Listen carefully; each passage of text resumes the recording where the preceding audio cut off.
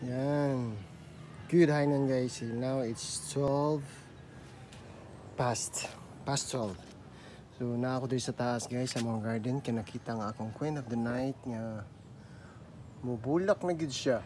Oh? Mubuka na gid siya. Alas 12 pa lang nga usually mubuka gid siya gabi. Mga 10 to 11. See? Bisi mo mga alas 6 sa hapon basta mubukad na niya siya.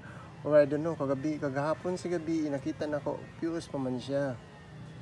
Pero wala pa gid siya kabukad.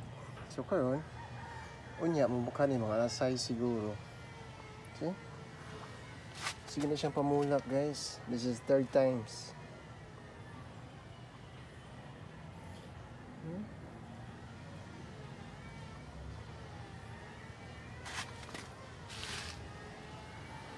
Queen of the night.